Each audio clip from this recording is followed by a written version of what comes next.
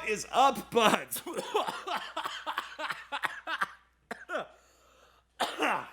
Welcome to Weed&d, the pod positive live tabletop role-playing experience. I am your dungeon master for the night, Brandon Allen McClenahan, and man, I am fucking stoked to be back. All right, we had some tech stuff last week. Thank you guys so much for hanging with us. We did a little level up sesh instead, and I gotta say, I'm actually pretty glad that we did. That was freaking super sweet. You guys, my players have done some truly incredible shit if you've been hanging around. I mean, I've got messages coming in, man. These last 4 freaking sessions, you guys are getting into something special. You're on that good stuff. So, thanks, guys. Big shout out to the Bud community. We've had some events. We've been doing some cross promotions. Shout outs to Blackwater D&D, D&D 420. We've got some really great, awesome content creators in this space.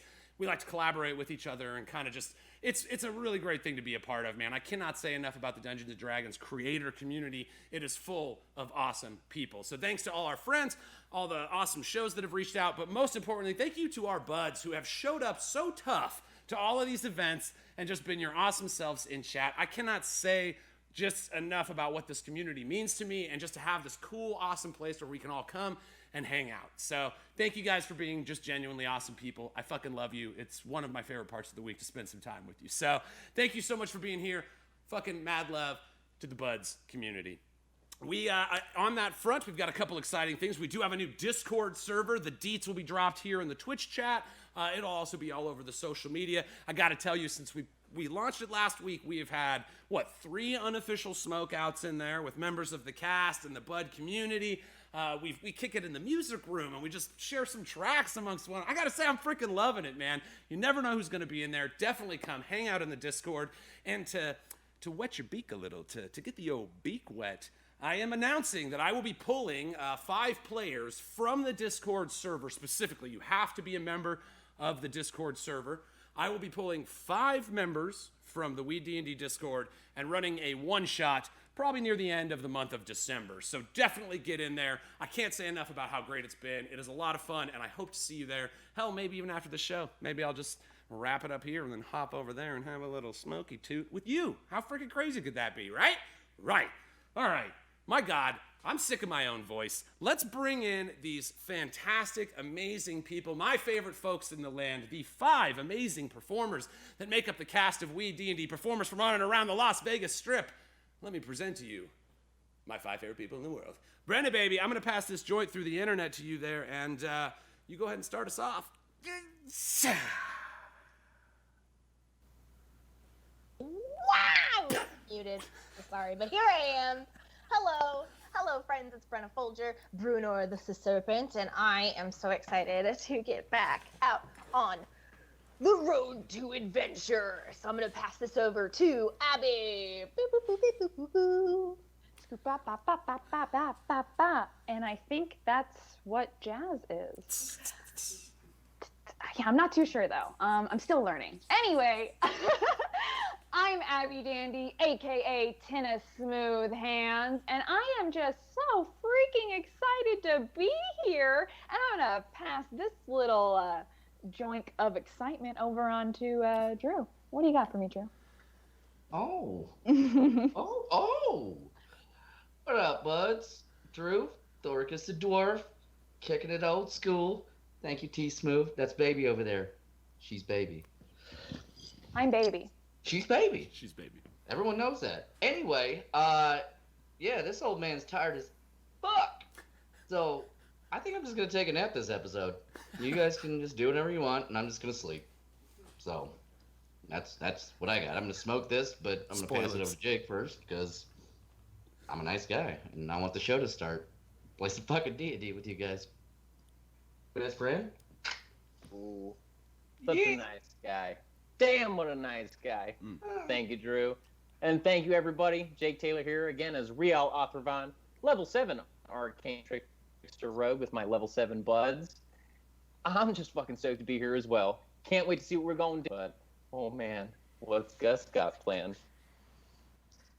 Yo, thank you, Jake. Take a big bag of grass and an eldritch blast, and you got Gus 2 Blunts Langley, ladies and gentlemen. Let's fucking do this. Here you go, Bam. Holy crap, it turned into 2 joints. Magic. All right, guys, we got us a little ritual we like to do around here. Maybe you've heard about it, maybe you haven't, but we like to take a lighter, like this little one right here that says, "In pizza we crust." Hold it up in front of us, make sure we're not gonna light any of our friends, family, or household pets on fire, and go! Lighters out. Let's play some fucking D&D, guys. Ow! Weed&D, high fantasy, literally for you and me. So load up bowl and make a roll to take control. Weed&D.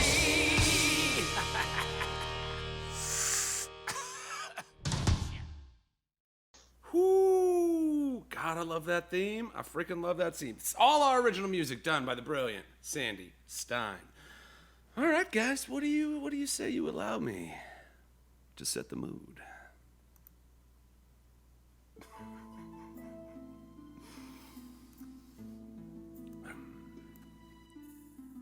When last we left the Ferocious Five, they had bested the abominations born of the corruption at the root of the cherry blossom tree, while Divot and Brunor destroyed the Roper, which threatened the life of Brian the Dracodile. Tynna, Thoricus, and Rial saw to the destruction of the foul beholder zombie, and with it, the strange flesh sacks given life by the twisted, unnatural energies present in this strange recess within the earth. Brunor called upon a strange magical sword, which seemed to cast magics and speak of its own accord, and with its aid, managed to cut free the tendrils that ensnared her thick, wiggly boy. But what of the hag that had entrapped them within the cherry tree? And more still, what of the fey-touched child, Esmeralda, who had been so twisted by the magics within the Dryad's cult? A taste of victory is soured by the flavor of the unknown as we rejoin the Ferocious Five once more, as they bask in the majesty of the miracle performed by Tynna Smoothhands.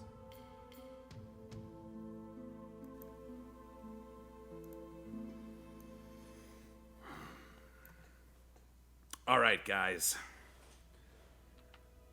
Thoricus, Rial, Tynna, you stand upon the great stone pedestal, which once served as the standing spot for the foul beholder zombie. His melted flesh sack lies withered at your feet.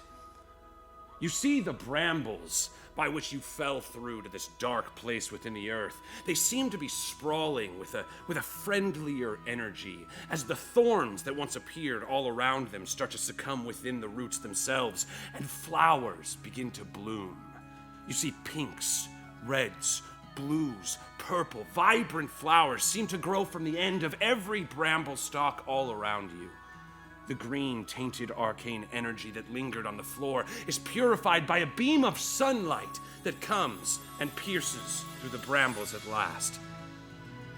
The sun falls upon Tynna Smoothhands, a flower from her shield in her hand, a brilliant light gleaming from around her, as you all witness your first miracle.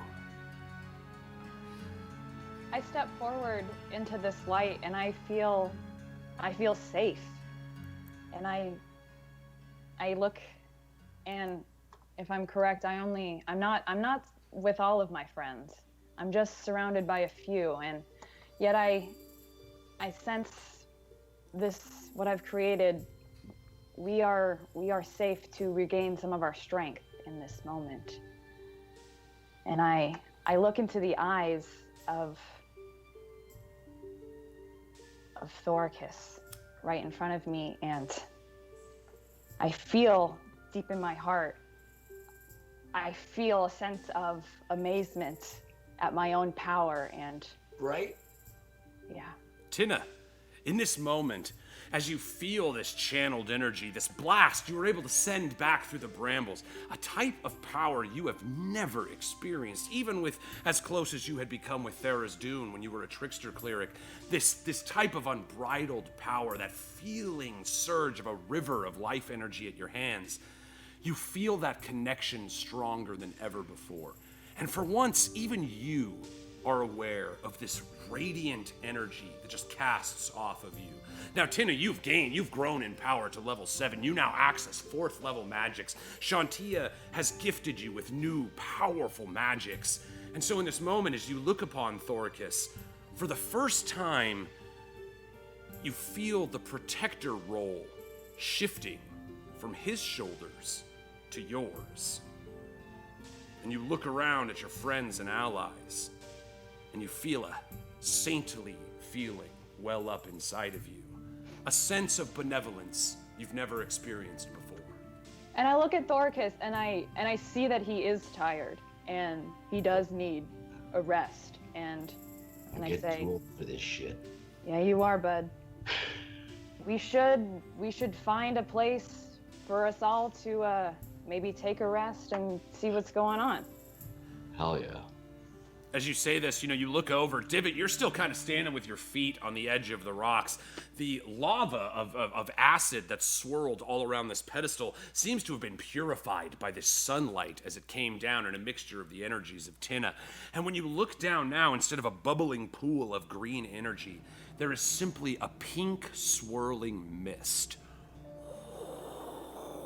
spinning around this central pillar island. Dope. Are you sure it's not strawberry Fanta? Because I wanted it to be strawberry Fanta. I want All to. right, Bitches. so I see that the distance over the mist is a little too much for me. But the mist is really intriguing. Am I familiar with this? Like, it reminds me of like the old days when I just entertained people.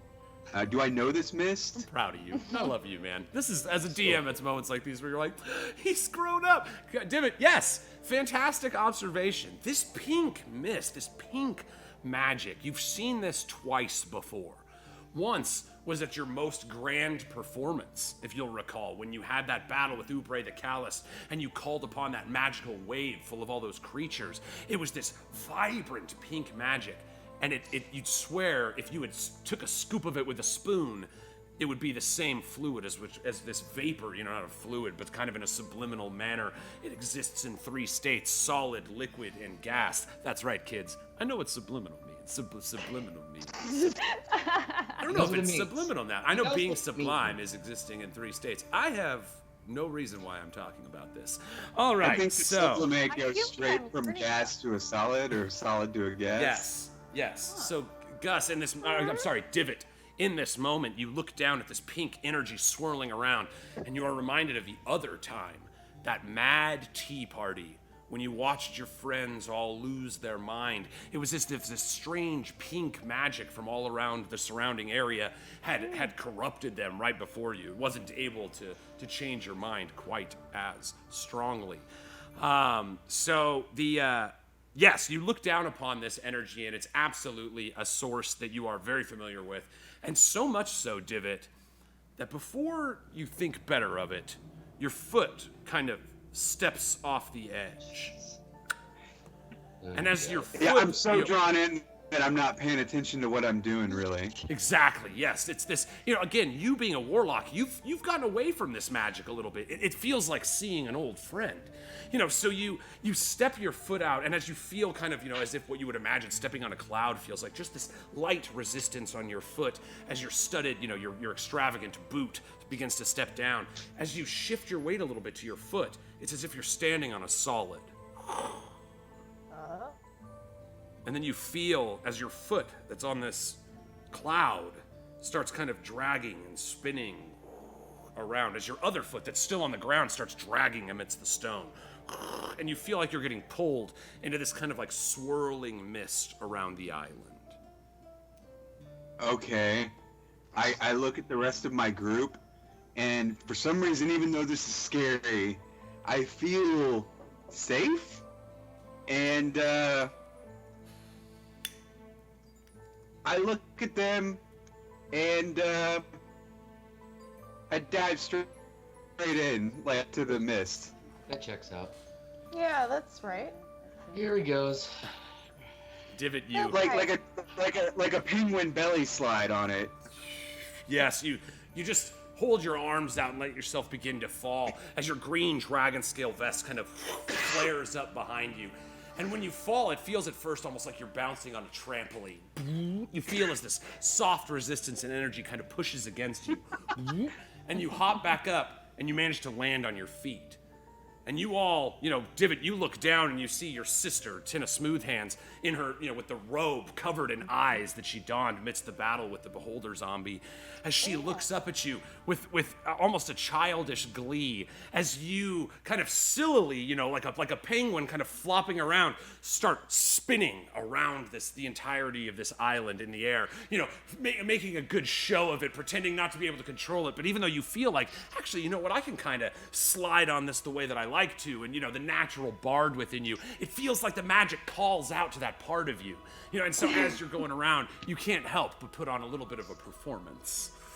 Yeah, I definitely start like having a real good time, like. And I'm watching him having a real good time, and I picked up the robe in what I sort of viewed as like a weak moment, but now it's sort of, this is maybe a bonding moment between Divot and I, if I can I hop on and like penguin slide with him, and slide on the magic around, and can we have like a fun like rolling down on like a meadow and a hill type of like, that's silly. Absolutely. Tynna, you're standing there and you look up, and again, you've just had this immense power flow through your body, so you're spent. You've been fighting, and you're weary, and you're ready to rest. You and Thoricus, all you guys can talk about right now is just this feeling like you're so tired, you just need to rest. And like he always has, like he did to the people of the Tilmore refugee camp, like he did to the people of Buraka, in one moment, the magic that Divot seems to call upon, it sends out this wave of relief. And you all find yourself slightly chuckling to some degree as you see him being classic Divot again, even though, yes, he still has the fitted red mask of death sunk into his face. This is still the Divot, the one you guys have traveled with, the glory chaser, the extravagant bard. And as he slides around, Tynna, you have a flashback to that time when you were in the Buraka camp and the party started getting out of hand. And there was that fear that you thought that they were all closing in upon you. And in that moment, Divot skated by above the top of the crowd, reached down and pulled you. And just like that moment is reliving itself in real time, just as you start to have these feelings, this desperate connection with Divot, that same energy pushes you toward her, and you reach down and you connect hands and you just begin spinning in this pink mist around this 20-foot diameter circle around this gilded stone pillar that Rial just kind of stands upon, looking at you. When we pass Rial, I want to grab him with my other hand.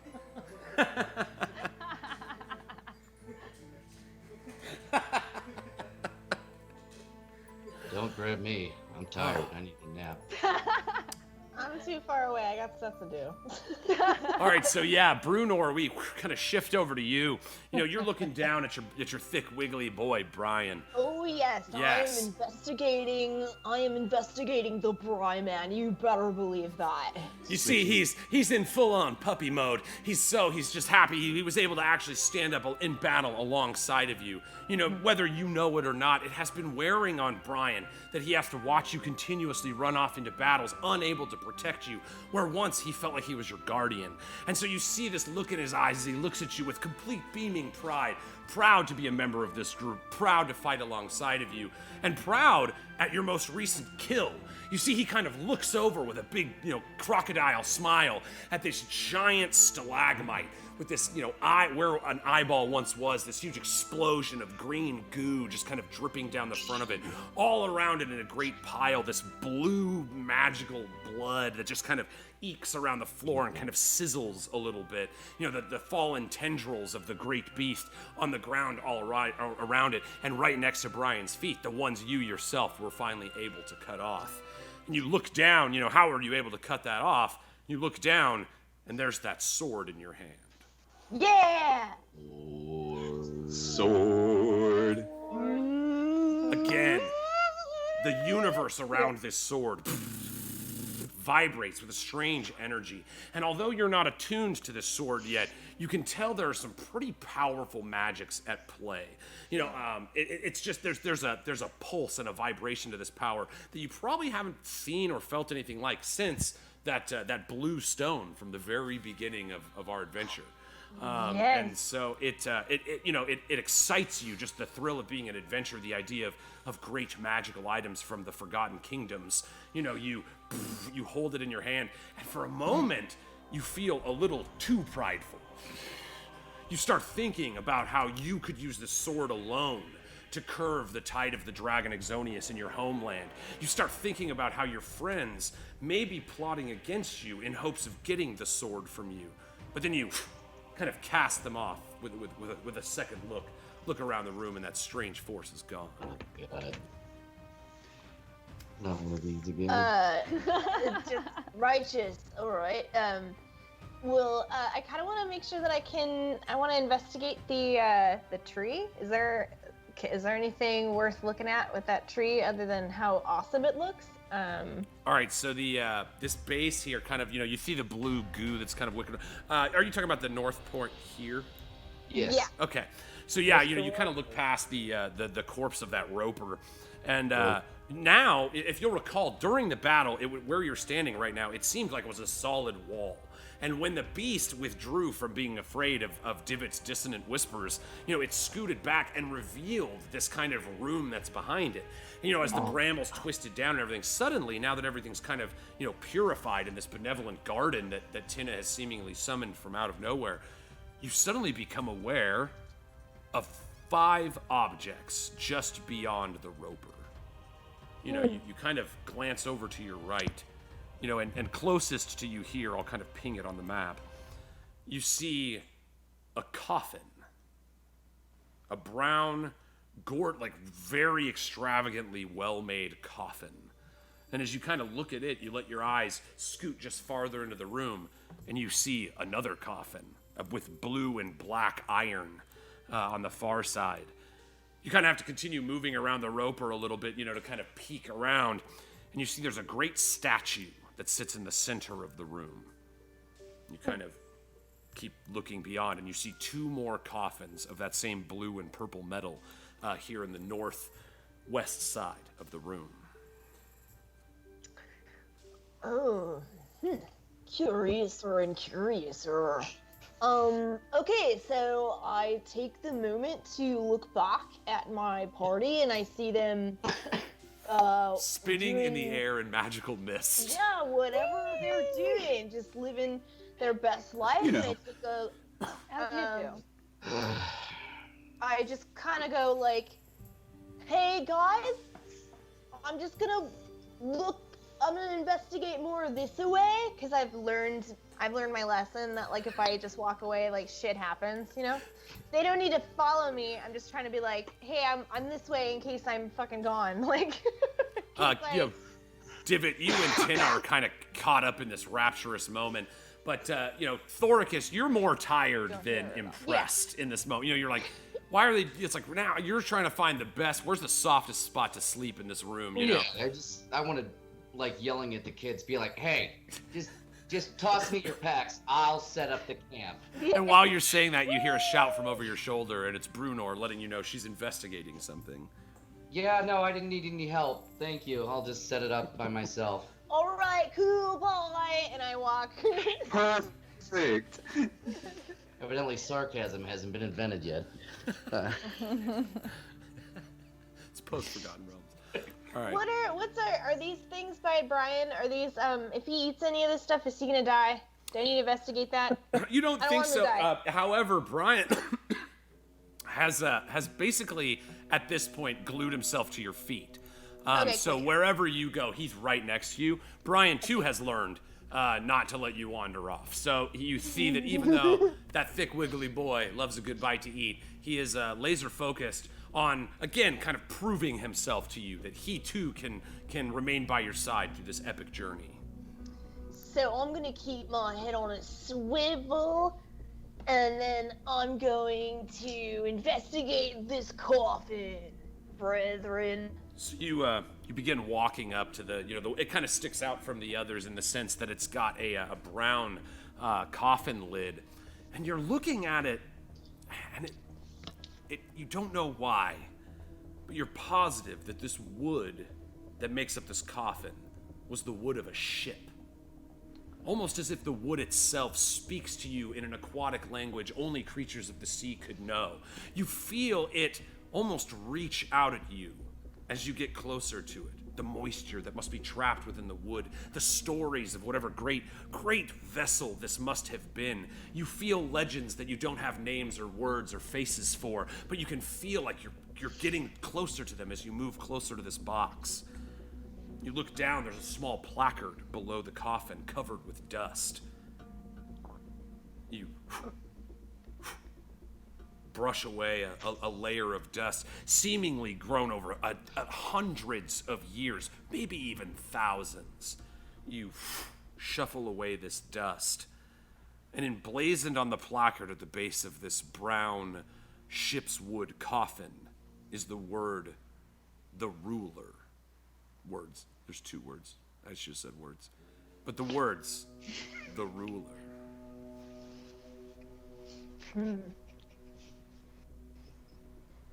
Interesting. So I wanna investigate. Is there something kind of behind it, or is this just the other coffin over this way? Yeah, just the other coffin. Sorry. Yeah, there's quite a few layered images in here. So yeah, if any of this is unclear, if you're like, is that a thing or just a detail? Just making sure. Yeah, this map has seen a few incarnations, but yes, just so you know, it's almost like there's small recesses for them. Amazing. There's so much to look at. I'm like, I just want to investigate everything. It looks so good. This is just a red bush. Okay. It's a tasty. It's a spicy meatball. I want to savor every moment. Okay. Cool. So I'm gonna. Is there anything inside the coffin? Would you like to open the coffin? I didn't know if it was open or not. No, I don't want to open it. I'm just gonna I'm giving it a glance. Why is everybody so nervous? I just asked if you wanted to open the coffin. You smile, then. What? Me? I wouldn't do that. I'd smile. Well, don't let me anywhere near him. I know. So if it just lands on it? I want to take a peep-see at all of them first. Okay. And then I want to take a little peep-see first, and then see what I'm kind of dealing with, and then I'll open something. Not a big peepsy, but like a diet peepsy. So Brunor, like a baby peepsy. Yeah. Peepsy clear. Peepsy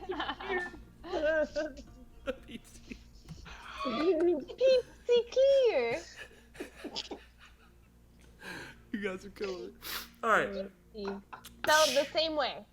Brunor, you look at this strange shipwood coffin, and you do have the urge within you to open it, but you think better of trust me, I'm not gonna make you open it.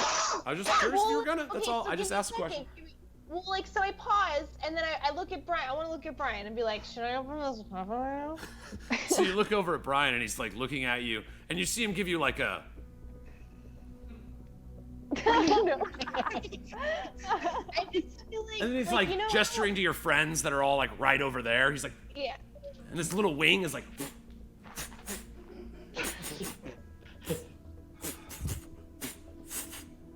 You should, not me. They should do it. Okay, got you thinking. Okay, cool, yeah. Yeah. Gotcha. All right. Okay, I see you. Yeah, right. 10-4, little buddy, my quadruped. Okay. So, cool. Yeah, of course. I just didn't really think it was a good idea. It's kind of like, how they were saying they found like a bunch of like coffins of like the Egyptian things, and we were like, not this year, no more. Yeah, we just save that for another adventuring party. Yeah. Okay. So, yeah, I give this ship's coffin a good look, and then I'm just gonna keep walking through, and I'm gonna take a look at what is this coffin talking about. So you kind of walk over, like I said, this one and the two on the west side are all made of the same, like kind of a blue-black iron steel. It's a type of metal you've actually never seen before. Not like any bladed weapon nor suit of armor. The tint on it reminds you of the purple steel of the Fellsworn Kingdom, but it's not. It's not the same. You an adept battlefield warrior, armed in armor, trained in many steel. You've never seen anything quite like this metal. And again, everything caked probably in have. this dust. You know, it's just, and you're kind of walking along the, you know, now stained golden floor beneath you, and even you can't help but be struck by just how powerful Tynna Smoothhands seems to be becoming. You know, Yeah. you are, you know, by your own merit, one of the greatest fighters that you know, and it's like there's not a weapon that you've heard of that can do some of the things that you've seen. And so again, as you're kind of walking along in this place a little bit by yourself, and you just kind of hear your feet echoing on this gold ground, you kind of feel envy building up inside of you a little bit. Like, why couldn't I perform such a ritual? And you approach the next coffin in the room, just above you to the north, in its own little recess. You know, you see the brambles still with flowers at the tips and stuff. Like each one of these little recesses for the coffins is its own room dedicated to its own soul. You come upon another coffin, same size, but made of the blue-black steel again, and a dusted placard again at the feet. If you wish to read it, you would have to. How many word are there on it? There are 2 word. Yeah, I want to give it a 2! You know, you kind of kneel down and dust it off, and a little plume of smoke, you know, of dust kind of clouds up next to you, and you hear Brian just sneeze because, you know, he's getting his snoot in a little in your business there. So he backs up a little, and you see the placard in front of you, the outline of the word recessed with the dirt kind of filling in the grooves. You kind of have to pick the dirt out of the letters themselves. You see the words, the Jester.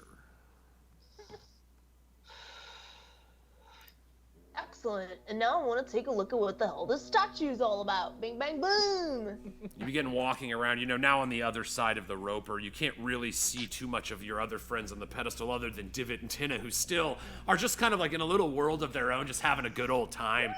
You know, you see Tynna, you know, wrapped in the robe of eyes, and Divot spinning around, and them just kind of having a good old time, as if, you know, this much needed moment of levity, especially between the two of them. This kind of like fun brother sister just playing in this little magic field is going on. You know, it gives you a little bit of a smile, but even then, in the pit of your stomach, Brunor, you recall your own sister, and how you let her down, and how you don't know the fate. You do not know what became of her, if she still lives. And yet Tynna gains a brother. And in this moment, she finds family. And though you've tried to forget your past many, many times, like a surging wave coming at high tide, you are filled once more with that cold feeling that you let down your loved ones. And just like a wave receding back into the ocean, the feeling drains from you as quickly as it came. And suddenly you look up, and you're staring at a statue of Rial Othravan. You know his face. You know his hair. You know his body. To the letter, this man is Rial. And as your eyes go down toward the placard at his feet, untarnished by the dusts of time like the coffins that surround it, you see the words, Synthesis, the corrupted. Oh, fuck.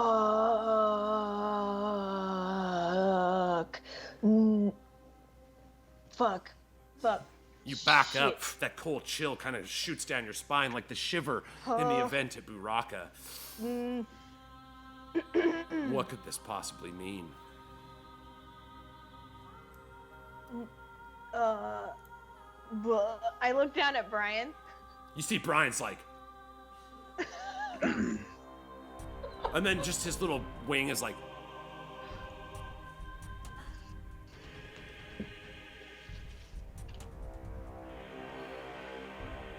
And then he's like, glad it's not my decision. Whew. And he just kind of settles back down and waits to be told what to do by you. Cool. So I take a moment and to kind of compose myself. and I also walk even closer to the statue to like, I like take a deep breath, and I walk closer to the statue to like really make sure I read the right thing, and investigate it. I want to take double sure because Real and Bruno are close. Like we knew each other before we knew the three, and so it's just like hold on, I need to make sure that this is right. Check the receipts. What's going on? Correct. Almost as if you can't trust your own eyes. You know, you're feeling all these things that are happening to you, these strange moods, these envies, these guilts, these remorses. You know, again, feeling a little bit like when you were in the Mirkwood, where you're just being attacked by some of your own weaknesses, and it's like you're battling yourself, so you know exactly what knife to use. You know, and so you're like, perhaps, you know, that's just, maybe something's getting at me, and you kind of kneel down and place your hand, you know, on the stone, and you look, and it, try as you wish, wipe your eyes as you will, you know, clear them from dust, it still remains the same. Synthesis, the corrupted. You notice he's standing, posed in a noble, in a triumphant position, juxtaposed to the title of the plaque. He seems to be lording in his power, not corrupted and broken. You see his left hand almost gestures to the two coffins to his other side. But truly, Real Othervan's face could not be more intricately carved than what you see before you. I stare at the statue, and for a moment I go, "You are going to hate when you see this." You feel remorse for the moment of pain that your ally may feel. You know the tensions are high between he and Tynna about this exact subject, and you don't have as many details as some of the other members of your party, so even you don't quite know exactly how to put all this together.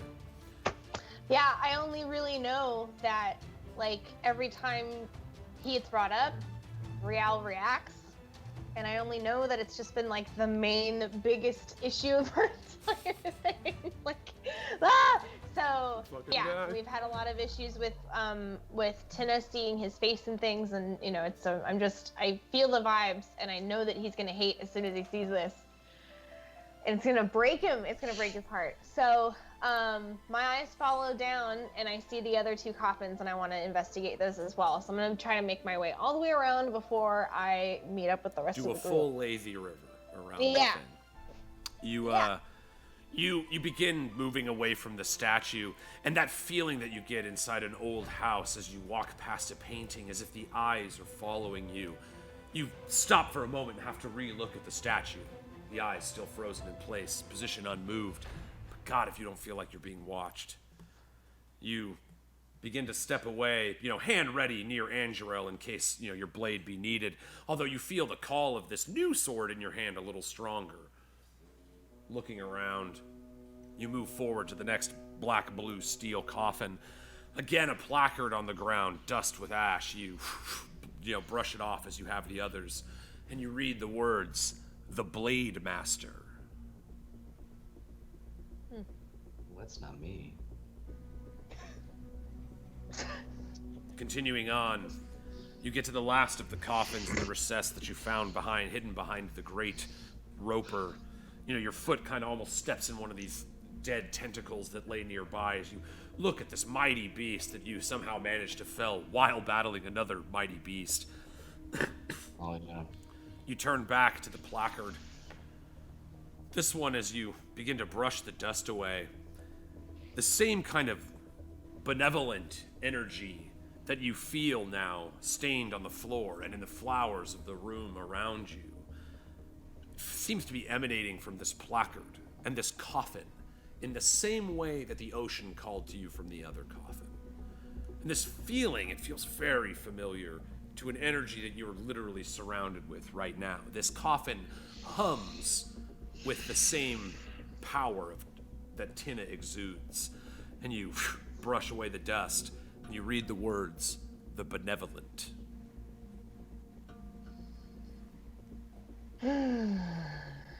Okay, well, so that sounds real fun. real funds that we have, the benevolent. Fantastic. So I take a stand and I look around the room as I walk towards, back towards everybody. All right, so Real Thoricus, Thoricus, you don't even mess with the spinny mist that goes around.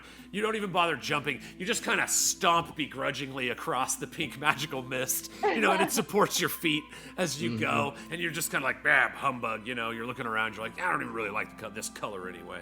And so you find like the spot that you test with the ground with your foot. This is probably the softest ground. You'll make sure you sleep there. But you find, you are mindful of your adventures. You find a good spot kind of over here to start setting up camp to, get some rest at last. Even you kind of feel like you're alert, your battle senses are at ease a little bit. And Real, we rejoin you as you, stand on this pillar. You see Tynna and Divot spinning around you. As you've now just kind of watched this extravagant thing go on around you. What are you and Thoricus? What are you guys up to? Well, did I get caught? Because Divot said he was going to try and grab me. Oh, yes. That's right. I'm sorry, I totally spaced that. I wonder why. So yes, Real, you're kind of looking at first. You feel a little left out. It's just like, oh, what a magical thing. And so you all of a sudden, Divot grabs your hand, and you see this pink mist spin around your arm. And suddenly, this small swirl of pink magic starts wisping around in your hand. As you see the two-tailed Kindly the cat, still wearing his monocle and top hat, appear in your hand. This pink magical energy has summoned him from the pocket dimension that you hold him in, as now you, Divot, and Tynna spin around in this magical mist, floating and sliding and just having a great time. Let the boy have his fun. Jesus Christ.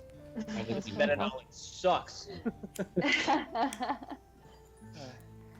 As we kind of finish up our fun little rolling around moment here and we make our way up to the other side, I look at my robe my newly acquired sick eye robe. It's really cool. It's awesome. But it's not my style. And I take it off my shoulders in a really dramatic fashion, and I hand it to Divot, and I say, "This seems more your style." Oh shit! Oh shit! I thought you'd like that. Divot, you see as the pink magics that float, around you, as this robe kind of slides onto you, you see immediately, almost these pink hands grab the sleeves and rip them off. So it's just like, ooh, sweet vest with eyes all over it. You feel like, just like the threads of Ildessa, how they seem to magically weave to you. This strange energy that you call, upon, that's part of your magics, it seems to be really good at making you look fantastic in whatever you're wearing. Naturally. All 20s on fashion. I was gonna say, did you cast Absolutely Fabulous on yourself? Absolutely fabulous. Absolutely, excuse me. Absolutely. Excuse me. Oh, so I'm like, well, would you look at that? Again, Divot, you feel it humming. You feel it humming on you. You know it's magical, but you have not yet attuned to it. Okay, so I'm like, all right, as good as this looks, I need to get it tailored. And I roll it up and put it in my bag. Stuff it into your bag. You see the mist almost reacts to this moment as if, the swell, even it, knows how to read the room. It gently casts all three of you onto the other side of the island here. You see the pink mist kind of settles, almost like just a fog of sorts, and just continues staying in that little area. It doesn't follow you or anything. But yeah, it just continues spinning around that strange pillar and pedestal. You guys walk forward, and you all, the four of you now, as Thoricus begins setting up the camp, you all kind of look up, and you see a pretty visibly shook Brunor walking up, Brian the Dracodile at her feet.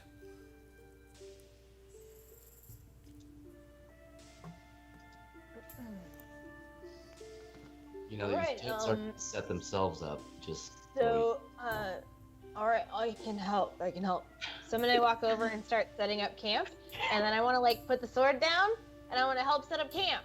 Me. I'm just kidding. I can do it. So No, yeah, you all I'm kind of going- look up I and you will see be Bruno look at helpful. you, look around, and then start helping set up camp. Oh, thank you. I kind of want to walk over to her and try to take her aside because I see that she's so visibly shaken. So whatever like bundle of sticks that we're pretending to put into a pile again while we're angrily talking to each other, you know? Hey, Wrong sticks. what's up? Why are you...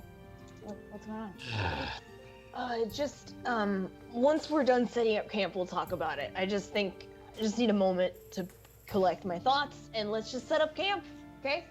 We just set up camp. We just I set love up camp. your enthusiasm. Yeah, we can just set up Yep. camp. Yeah. Great. Thanks.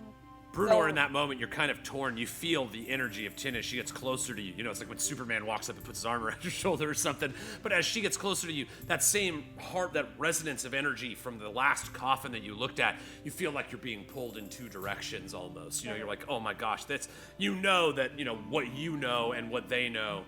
This is the most separate this will ever be is this moment, you know, and so you Yep. just put on a tough face and get to setting up camp. Just for a minute, just for a moment. I just need to set up camp first. Yeah. So yeah, Thoricus, Right. let's set up camp.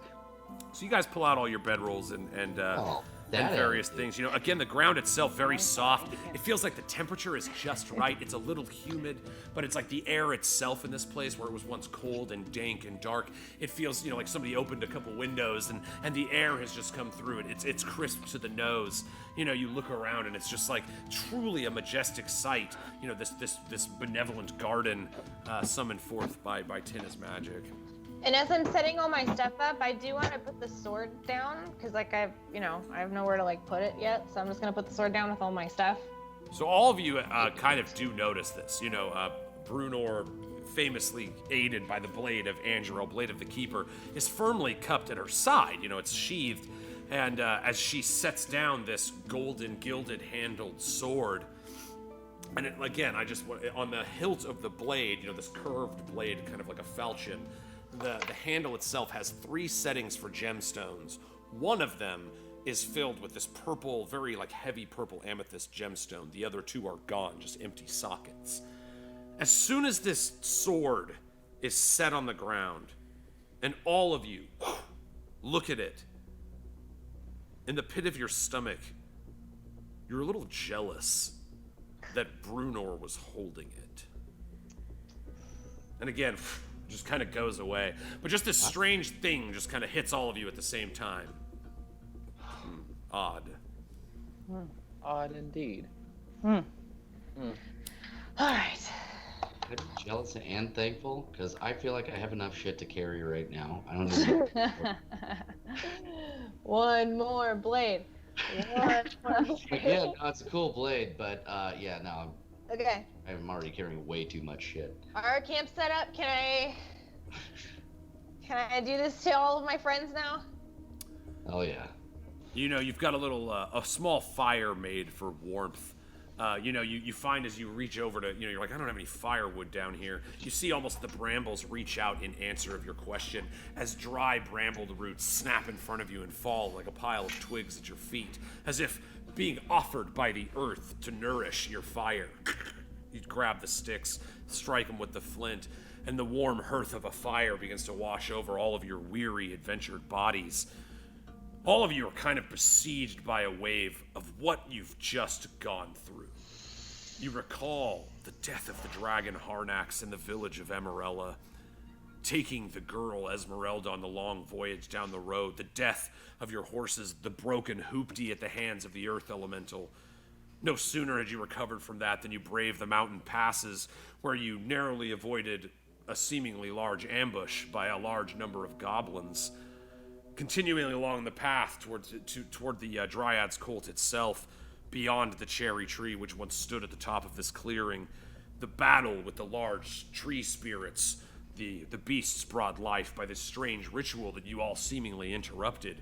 Those dryads running back to their trees and turning into great tree warriors, nearly killing Divot once more, crushing him behind under a giant boulder.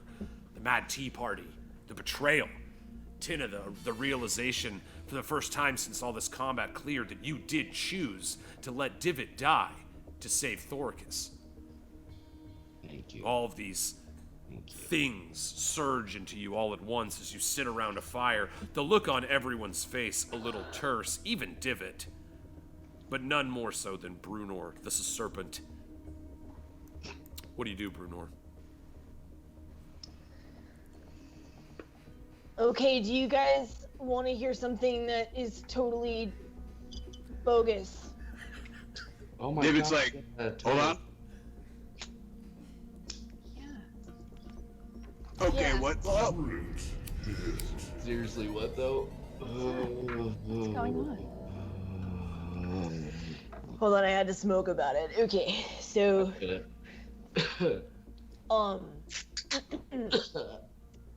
I would like to invite all of you to investigate the rest of this room with me. Because I can tell you what I saw. I can tell you with my words and my voice, but I just feel like it's worth more for me to just show you. And this whole time I'm like talking, I'm trying not to look at Rial's eyes. I'm like, oh fuck. I noticed the evasive eyes, and I'm really worried. Yeah, you absolutely are aware of this. You know, you guys. I notice her not looking at Rial's eyes, and I'm worried.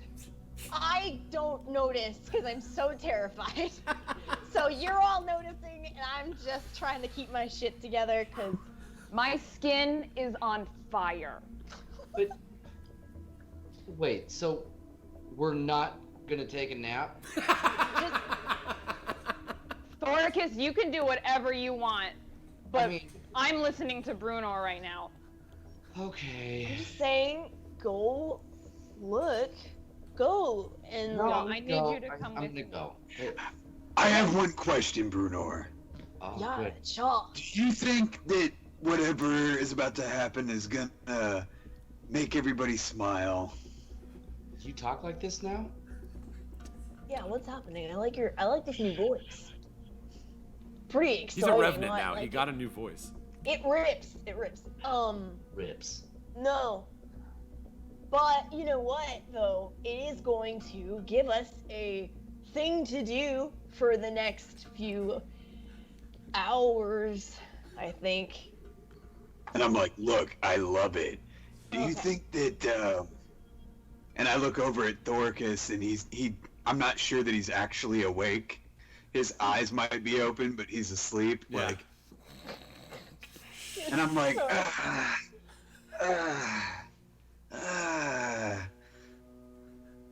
Yeah. Thoricus, I'll go even over you, there you're like, with you. fine, you know. Fail trip, and then I get up and I start walking. All right, so I you see Brunor, you know, takes a nearby dry bramble, sticks it in the fire, and kind of walks around.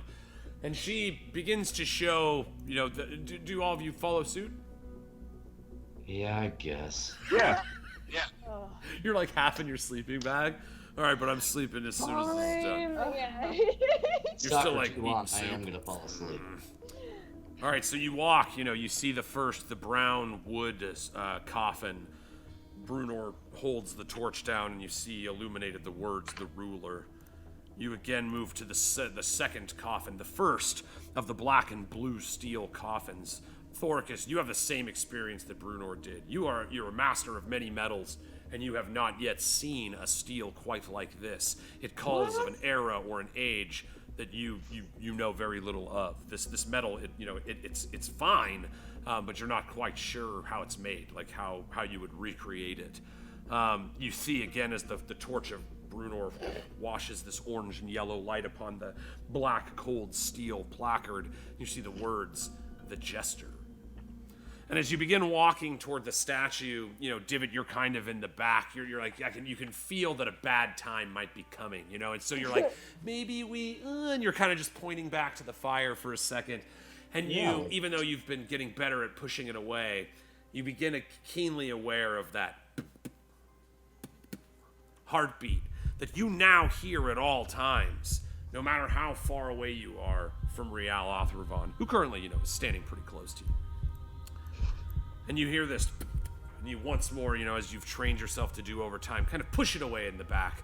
and don't let it, take up the bulk of your mind. You see the torch of Brunor illuminate the statue. The lights flicker upon the face, and you could swear you're looking at a mirror and not a carving of stone. The perfect features of Real Othravon. You see as Brunor with a heavy hand brings the torch down to the base, and the light splashes upon the placard. You see the words, Synthesis, the Corrupted. And that's where we're going to pick it up after intermission, guys. Whew. Son of a bitch. Sorry, I know that what's coming, I don't want to interrupt. So let's do the P thing. Let's Okay. roll. I have to roll one more joint. I'm not going to lie. I came in underprepared. And then, guys, intermission. Check out all the amazing fan art submissions. We've got some incredible stuff. My love and thank you to all the buds who've sent stuff in. You can't see it, but my table is just covered in WeeDnD art, and it is the greatest joy of my life to come out here and look at it each and every week. So thank you to all the incredible artists. We love to showcase your work. We do that right now at the intermission. Come hang out on Discord. Join that. There will be a slide in the intermission about how to do that. There's also a link here at our Twitch, and it'll be, like I said, everywhere.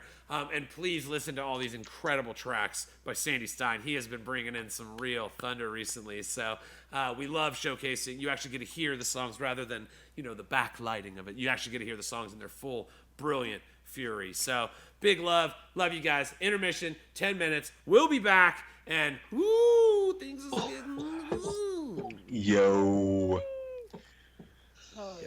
Oh, shit. Oh, God, I love playing D&D with you guys. Fucking A.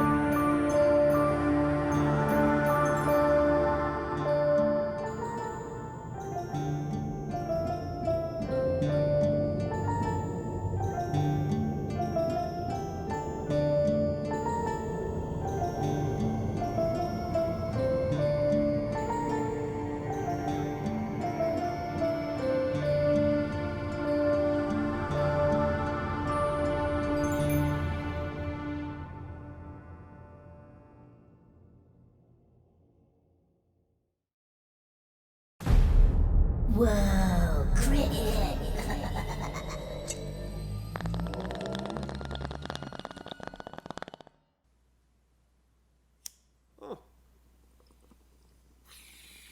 Welcome back to Weed&d, guys. Ooh, two. Whew, wow. What a series of events have transpired. I can't wait to jump back into them.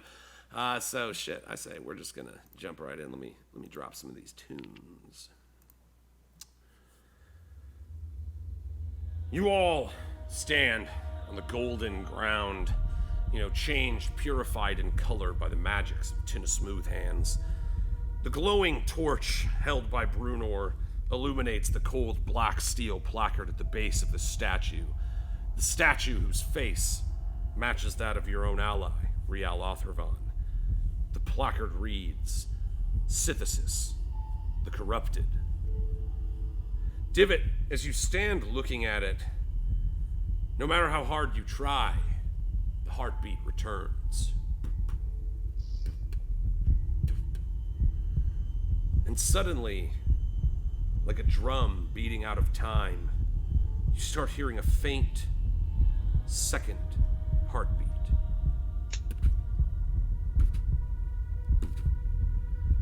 And your ears tingle for a moment, and you look and you could swear that it's coming from the statue itself.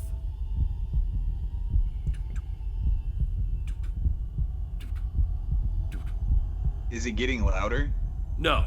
It seems stifled, like muted a little bit, you know, as if inside of something. It's so faint you barely notice, if not for the fact that there's an irregularity in this song. You know, a bard, your ability to harness in on the natural timing of such a thing, this heartbeat, this bass drum of the lower end of your life and your thoughts. There's this small hiccup in that beat as you hear this faint beat behind it.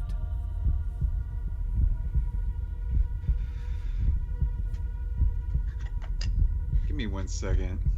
Yeah. Got it, dude.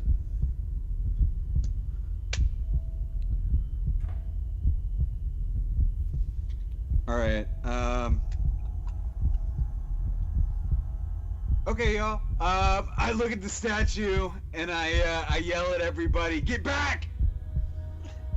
Can I sit down? You see Divot draws his arms up in the air and tells you all to get back. Even beforehand, if I can, since we all read the plaque, that sends just such a searing pain in my entire mind that I'm already blown back against the stalagmite beast. So I'm in no mind to listen to anybody right now. I said my skin was hot before. It's on fire right now. Any pleasure, any happiness I was feeling from the connection with Divot earlier is completely washed away, and any pride I was feeling in the accomplishment I am receiving is completely washed away, and I finally am able to reach Rial's gaze, and I say, I need some questions answered. What is going on right now?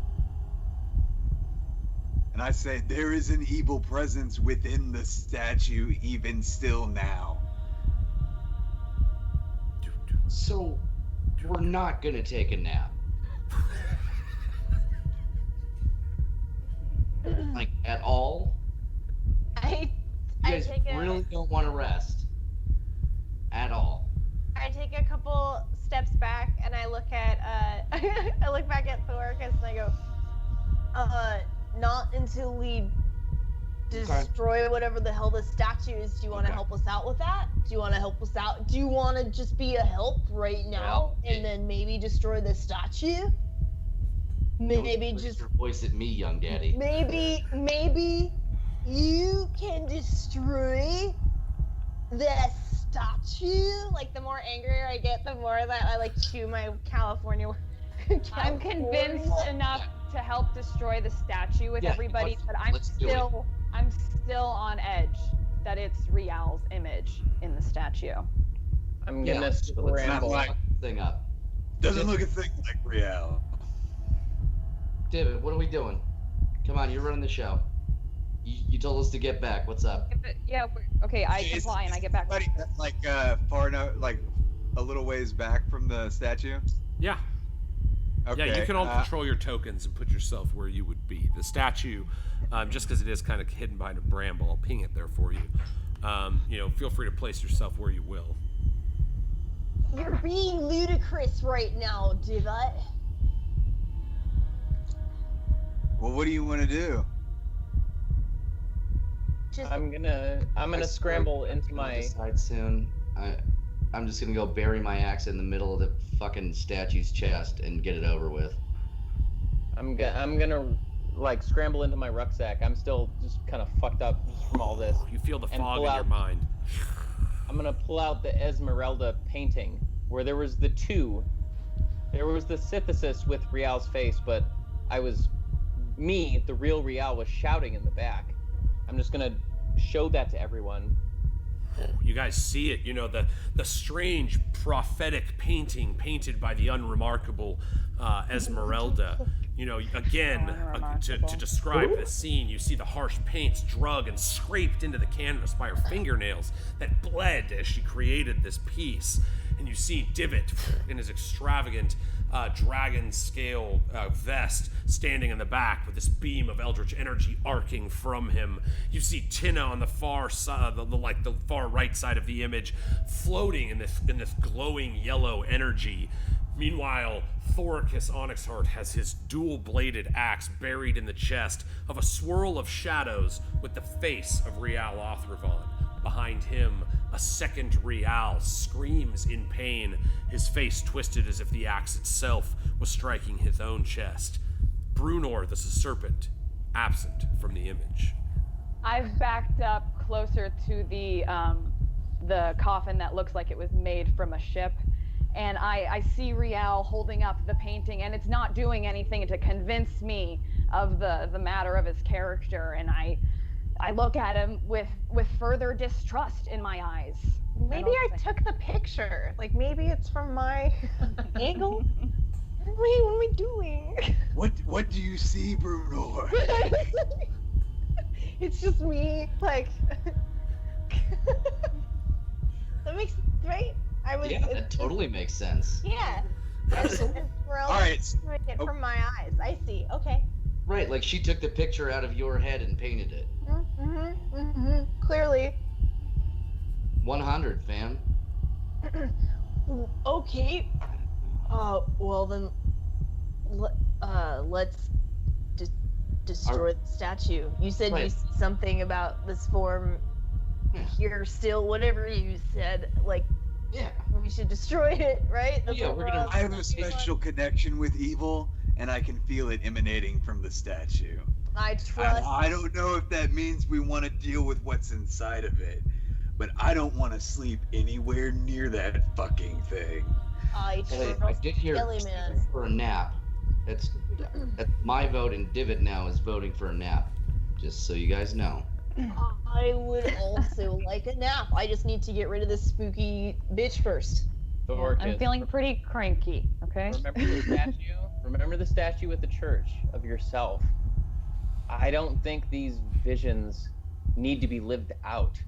We destroyed whatever that was. That visage of you, we got rid of it. Should we do the same here?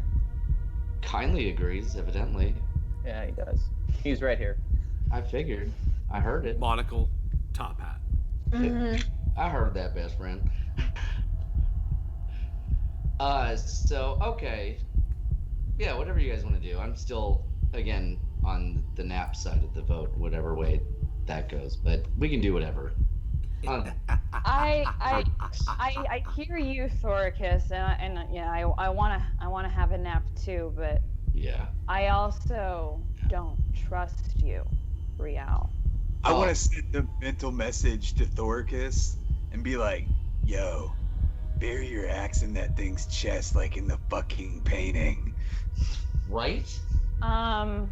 Yeah, I'm just starting to get, I don't know if you guys heard that laugh, but there was a laugh. If we could just do some action and make some things happen now, and I just run over and I go to, like, slice at the statue.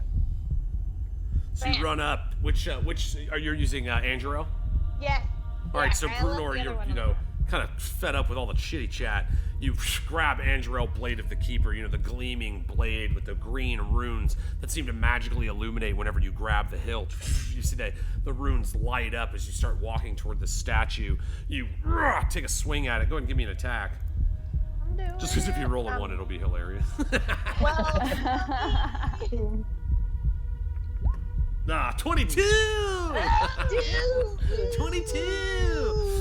All right, yeah, so you do manage to, you walk up and, this magic blade, this finely crafted elvish blade that you've used now many, many times, a familiar friend, you swing it and it, chunks off a big piece of rock.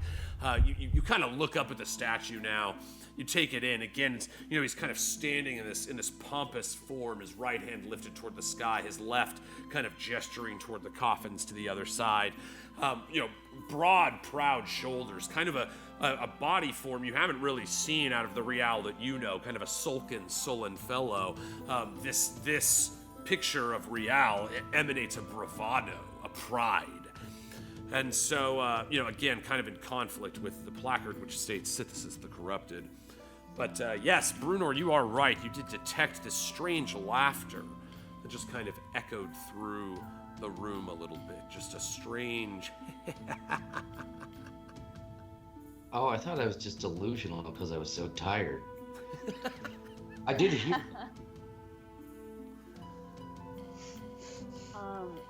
But yeah, the statue doesn't break. You do just manage to cut off a little chunk of it. Oh, well, fuck that. I'm going straight at this thing. Cool. Then I will jump out of the way, because I was just trying to get everybody going. You're like, your turn. You're up next.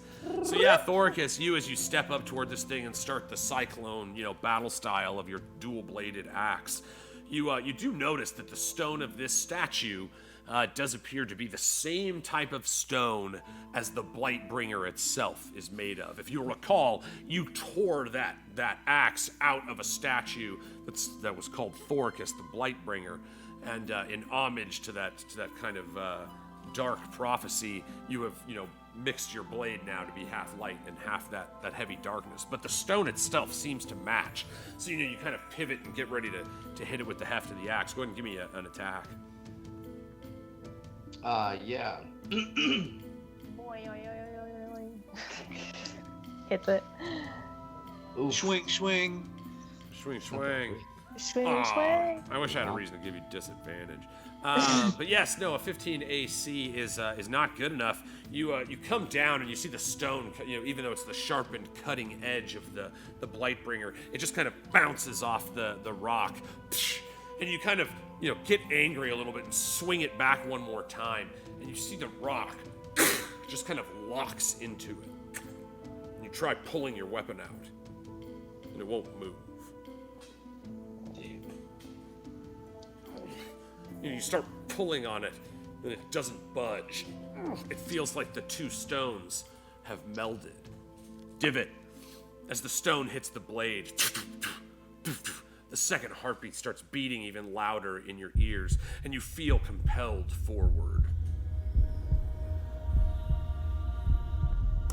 Okay.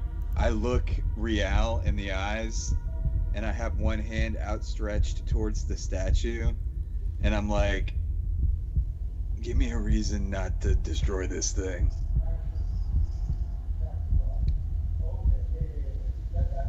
Right now, Thoricus, I'm like, if he's stuck in there. He's my best friend for a reason. all right, so, That one little factor. oh, what was that? Oh, I just saw dice roll. I thought it was one of y'all. Oh, all right. So can I yell for Thoricus to back up and then hit the backside of this thing with Shatter? Yeah. In fact, you start moving forward, and you kind of like, Thoricus, you see suddenly as you're kind of like, hey, give me this fucking my weapon. You look over and you see Divot, his eyes locked, the red mask of death shit! just curved around his eyes. Go ahead. All right.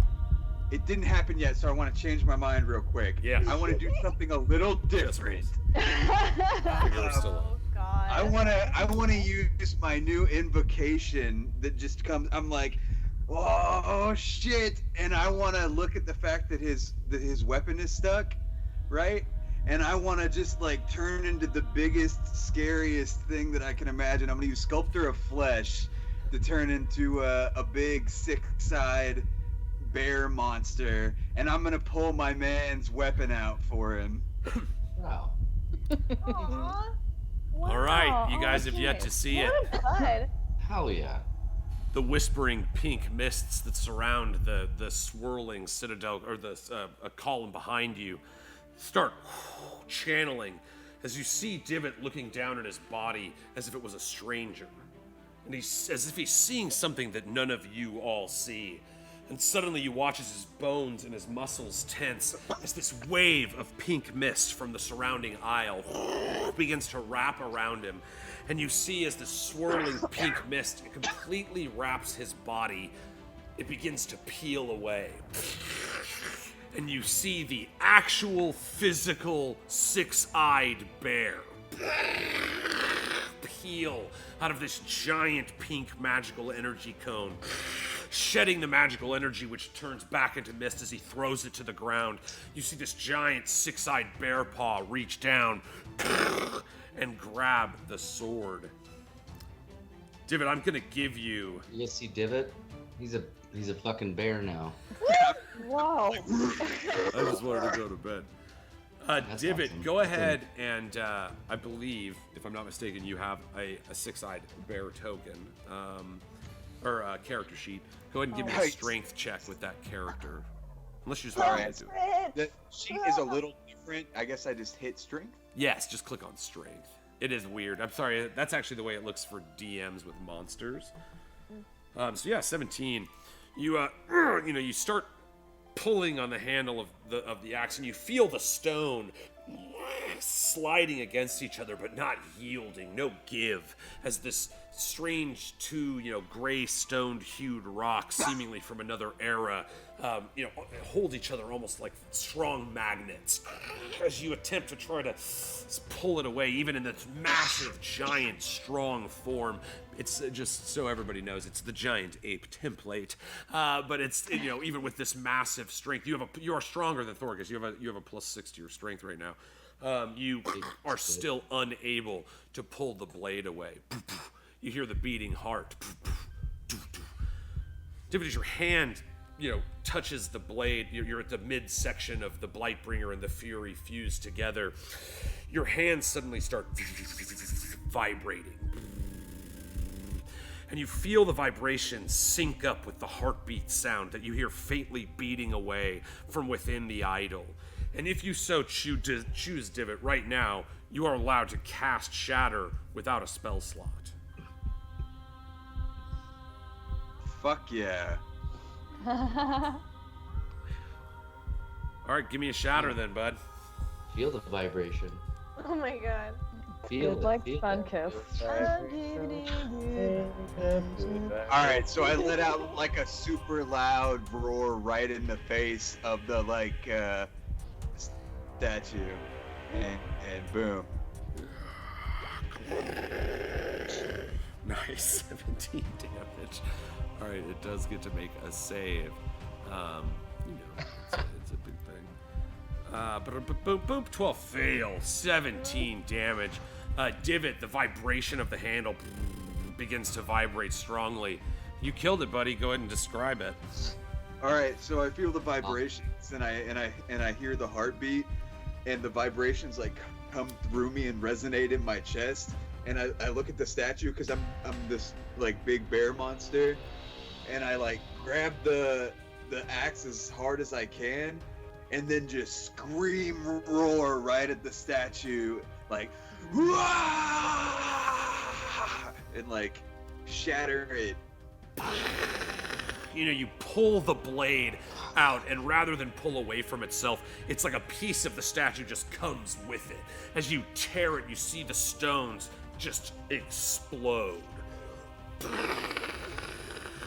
All of you kind of shield your eyes from the blast of this rock as it just scatters around in all directions. The loud booming sound, the sonic boom that explodes, that causes this wave of energy. You're all kind of knocked back for a moment.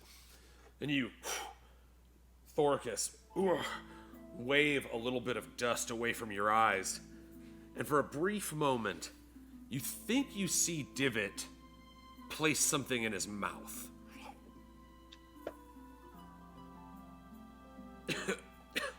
The cloud disappears. Divot, the heartbeat is gone. The statue destroyed. Did you eat the heartbeat? You ate the heartbeat. That's my Butterfinger, baby. Oh. But we don't hear the heartbeat, right? Mm-mm. Yeah, we don't hear it. Nope. Yeah. It's like I a don't hear telltale heart shit. kind of thing. He just roared into the statue and destroyed it. As I'm So connected to the statue, I'm like, Ma. at this point, Real's heartbeat is almost comforting to me. It's like a fan going when you're trying to sleep at night. I totally get So that. it doesn't bother me. But the other one wasn't in rhythm with it, and it was really fucking with me. So I feel much better now that that noise is not happening. Divot, do you want to even though revert no one to else your knew. original form? Or do you want to stay a six-eyed bear for a little while? I'll stay the bear. You see pops open like some ale. what is I'm he gonna saying? offer to like keep everybody like y'all do what you want, and I'll keep everybody safe as the bear for a little while, I guess. Oh. Like if anybody did want to rest. Well, if I there's certainly would. there's no threats around, possibly. Did you guys want to look at the rest of the coffins? Are we gonna like talk about that at all, or what? You're like, there's I'm still very more stuff. interested. And yeah. Let's look at these. So Oh, yes, I'm- continuing kind of Yeah. the same circle that Brunor had walked before, once again she kind of takes the lead. And like I said, you guys have your tokens here, so if you want to follow with as Brunor kind of goes around, it sounds like Tynna, you guys are probably going. Well, before we move, I just want to be like, I just want to stop and be like, so, Real, I just want to say out loud first, we don't know anything for a fact, right? Everybody, we don't know what is actually going on. We know of you in the way that we know of you, and we've shared a lot of time with you. It would be a real shame if there was something that you were keeping from us because you couldn't trust us. That would suck. Wait, you're not, are you? Absolutely not a single thing. And I know he's lying. I'm gonna cast Zone of Truth on Real. What? Oh my god! Sorry, Yeah. that just Brenna's like, oh my god. Okay, sorry. We're questioning our friend. This makes me so sad. All right, Tynna. But I do it like stone faced because I'm spent on emotions right now. It's been a roller coaster. I cast it. That's all I can do. All right, Zone of Truth. Say your piece. So So I we're will not taking it out. I will just give the details of this because it may or may not apply. So Zone of Truth. In a magical zone, 15-foot radius, centered on a point of your choice, so basically at the center of your group right now. Until the spell ends, a creature that is in that area for the first time gets to make a saving throw, a charisma saving throw. On a failed save, a creature cannot speak a deliberate lie while in the radius. You know whether each creature succeeds or fails on the saving throw. An affected creature is aware of the spell and can thus avoid answering questions to which it would normally respond with a lie. So not answering is an option. Such as a creature can be evasive in his answers as long as it remains within the boundaries of the truth. So, everybody, make a charisma saving throw. Shit! Oh, it's gonna be fun. Including me? You can choose not to have yourself. I mean, it's in a zone, so if you want to be outside of the zone, you can. Like, I mean, I'll do. you guys stand in here and tell the truth. I will be over here watching you Liars. liars be together in the zone of truth because you're liars. Also, I do like we've kind of homebrewed this because I think it makes sense. If you Divot rolled a 1. That's an official. We do the sad crit hit. Crit hit, guys. Shit, We'll crit. take them any way we Shit can get them. crit. Not a lot of dice rolled. I like that. I like that. That was good. Was it pity crit score? That's my favorite one. All right. So I will say, and I'm sorry I didn't say this before you rolled, but the option is still yours. You can choose to fail this. If you want to be like, I'm gonna let myself tell the truth, you can. Just letting you know that's an option. Of all of you, the only one who passed, Thoricus, the only one who doesn't need to lie because all he wants is to go to bed, is He would you love to all lie know now. Thoricus passed. If he wanted to, Thoricus is unaffected by the spell. You all know it. You also know the 4 of the 5 of you failed. I would also like to throw in, like, no, I want to be in the zone.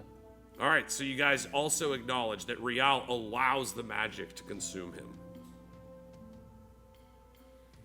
Cool. Yeah, I'm gonna sit this one out, guys. I'm like, I don't think it worked on me. You all know he's lying. Did it work on you? Yeah, especially, I mean, I cast it. I know he's lying. So I feel as if we as a group might have some questions. She does feel that. That's the truth. Yeah, I do feel that. Would anybody like to start? Well, I don't really have a question. It's more of a statement. Yeah. I just want to tell him before all this starts that regardless of whatever comes out of his mouth, what I know of him up to this point has meant the world to me, and having him as my best friend has bettered my life. So, thanks up until now, and we'll see what the fuck happens next. Love you, best friend. I'm gonna rocky-talkie him real fast. I love you too, best friend. But if the time comes, do it. Wow. That's a shitty thing to ask me, but I mean, I said I love you. I know, and I love you too. Okay. And he does. He can't I lie. guess if it comes down to it, I'll kill you. Don't let me be a zombie. All right. You know that's Look at- true, Thoricus, for that credit. You know he's in the zone of truth, and that he did tell you to kill him if that comes. And so that is a true statement. That's a hard thing to ask someone, but I get it. You know, the picture is still kind of hanging at his feet while you guys have this conversation. You can't help but glance down and look at it. You know, if you recall, it's almost like it shifted when you last saw it. The blade digging deeper into the chest, the face on the copy of Rial twisting even deeper in pain. Yeah, and I look down upon this picture before me, and then I look up at Rial, and I'm just trying to rack my brain for something to ask him specifically, and I know that I look him dead in the eyes and I say, are you Synthesis? Are you here to ruin this campaign? Are you here to ruin our friendship, this family that we've created? No. Hell yeah. What is this then? You rack your mind, Rial. The first thing that you remember after the years of torment in the dungeons of Urgon's prison was suddenly you were running through a forest. You had finally escaped. You didn't know how or why. You ran for days until you came upon the grove of Achias, the great druid, who patched you up, fed you, and sent you to Sumner Milton, major domo of the Fellsworn Kingdom. It was there that you served as a groundskeeper for many years, until you heard of a band of adventurers coming to town to help protect the harvest ritual. It was then that you met the rest of the 5. Brunor, known in the region for her exploits as a seafarer, shipping and helping people get their goods to and fro, getting them there safely. And the legends of a small group of adventurers called the We 3. Divot, Tynna Smoothhands, and Thoricus Onyxheart, fresh off a job being, guards in the nearby city of Candlekeep, rolling into town. And 'twas then that the five began. Other than those memories, you don't know much else. I'd like to put that out there. I mean, we're truth and y'all. I'm gonna... Tynna, you know you have about 5 minutes left of your spell. Yeah, I've been keeping time.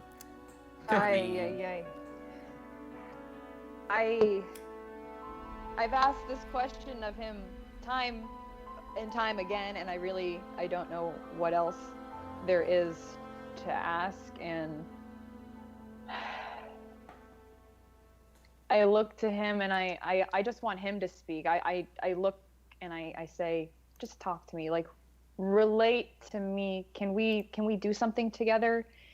And I think back and I think of when I was happy as a young halfling, and that was when I was cooking in the kitchen, right? And preparing meals, and you know what? We're all hungry right now. Cook with me, Rial, okay? Let's make a meal for everybody, all right? Tell me a story while we cook, and if I smell shit in it, I smell shit in it, and we'll move on from there, okay? Let's make a meal, let's move on, and let's rest, okay? Before she starts cooking, clasp her hands, and it feels weird to do it in reverence of this miracle we've all witnessed, and with all of the weird tension, but I do grab her hands and release them, and I begin. I have as many questions as you. The last thing I remember from when my imprisonment ended was awakening in a forest. That was it. I struggled to survive. It was days and days. And the one who brought me back to fruition was Caius. Caius the Druid, who... More words or less we know about Caius. But he's the one who took me to Sumner Milton. He brought me and he tended to me until I met Brunor and met all of you. And I really don't know, but I have this horrible, awful feeling that I'm a piece of the puzzle that isn't something of my doing. And the cackling is still in my mind.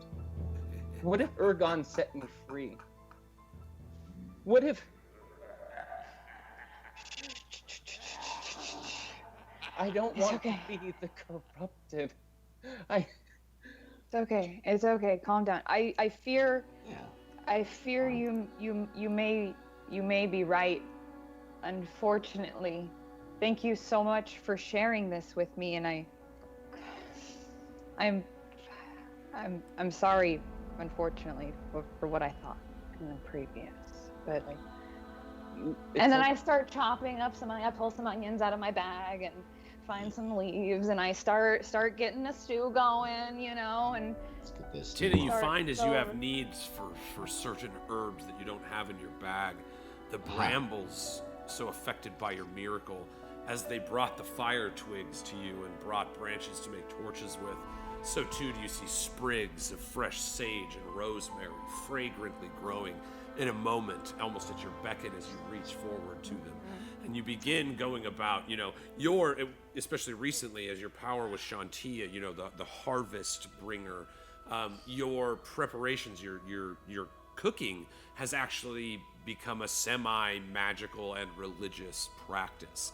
So almost like a wizard would cast a ritual, so do you begin getting into the flow of this feast, this meal that you will make for your allies. Yeah, it's complete muscle memory. Like, it's like a dancer. Like, I don't even have to think about it, and I know what's gonna make Rial feel better right now. And it's a good hot meal. I know it's gonna make everybody feel better right now. It's a good hot meal. And with that, the zone of truth dissolves.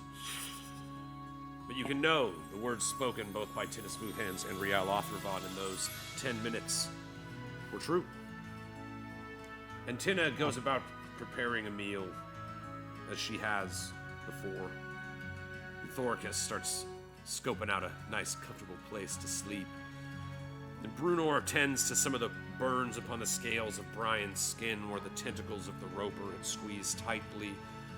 And Divot begins to pluck at the strings of one of his old instruments, long out of tune, having not been played in so long, but connecting to that strange pink mist has brought back that bardic inspiration that rests within him.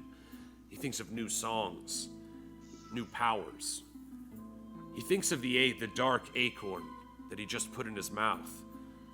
And as he grows even stronger in power, as these incantations begin to take hold. Thoricus, as you rest for battle, you think of the battle just past. You remember every strike, every move, and you begin thinking about new ways that you can use this new battle style to your own using, as you begin musing upon new maneuvers that you can utilize in battle. Brunor, as you wipe the pain-stricken areas of Brian, and you see him wince in pain a little bit as you reach some of the sorer spots, you can't help but be overcome with this sense of protection that calls forth this new cavalier protection that you can now use, this ability to greater protect your ally. It calls out of this swelling pull within you, and as that wave crashes within you, you also feel that liquid pull from the old shipwood of the coffin nearby.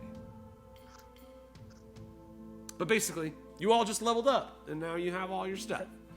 So yes, Rial, this pit, this fear, putting yourself out there in a way that you have yet to do as a person, you quickly, grow a little envious of Divot's ability to disappear, and so as you grasping for these new magics and, look with your sharp mind, you kind of dissect some of what you've seen Divot utilize, and you're convinced you could call upon this spell now were you so inclined, So all you guys have kind of, through these last series of events, have now, harnessed the full power of level 7 adventurers.